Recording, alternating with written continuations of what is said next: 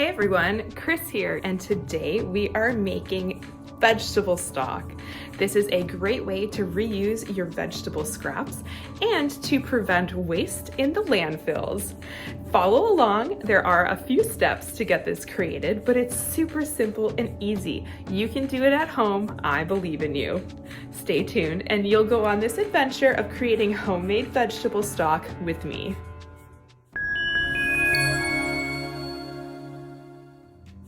Here are some vegetables that I collected over the weeks to fill my freezer bag. You can use skin from the onions as well as the leaves and the ends of celery stalks.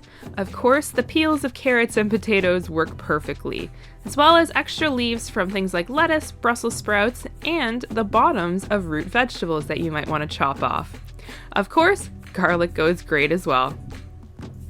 Now, I collect everything in this freezer bag like I mentioned earlier.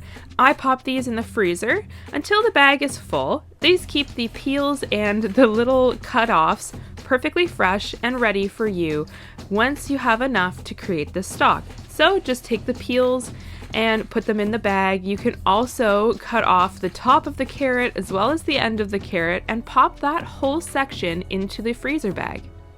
There's no waste around here. I'm also going to chop off the end of this Brussels sprout and take off the leaves that don't look quite as nice and throw them in the bag as well. Here's some onion peels. Of course, they make for some great stock. Go ahead, fill that bag all the way up, zip it closed, and put it in the freezer until you're ready. When you are ready, find a large pot. You want to dump the entire bag into this pot.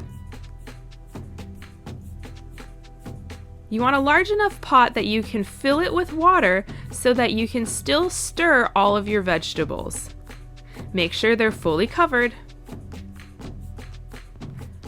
Now we put that on the stove while I add some seasoning, some oregano, thyme, parsley, rosemary, some peppercorn, and a little bit of salt. Go ahead, pour that all in. You can change up your seasonings to suit your preferences. Go ahead, give it a little bit of stir, and we're going to bring this to a rolling boil for a couple of minutes.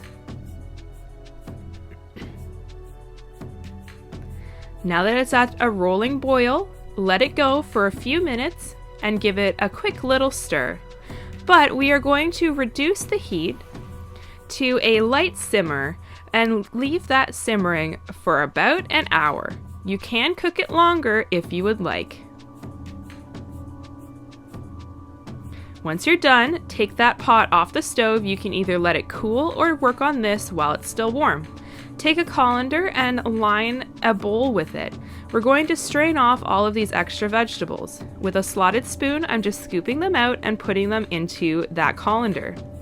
You want to collect all of the extra juice that will fall off of these vegetables. We go from those cut up vegetables to this beautiful dark broth. Look how wonderful it is. You remember why I said to strain those vegetables earlier? We want to collect all that extra stock, pour that back into the pot. Now with a really fine colander, I am going to strain the rest of this stock into a big bowl. I'm using a ladle to help me, but if you feel confident, you can pour the whole pot in one go. So go ahead and ladle on your stock into this bowl. We are trying to catch all of the extra sediment as well as some of those herbs that might be lingering in this pot. Do you see how much is in there already? We definitely want to remove this and have a clear stock. Wow, look at all of the leftover herbs and tiny pieces of vegetables. Once you're done, you're left with this beautiful dark brown stock. You can reduce it further if you would like and strain it as many times as you would like. Now for storage, I'm going to funnel this into some mason jars. Seal them tight and they keep fresh in the fridge for a couple of weeks. You can also go through the proper canning and bottling process if you would like to store them longer.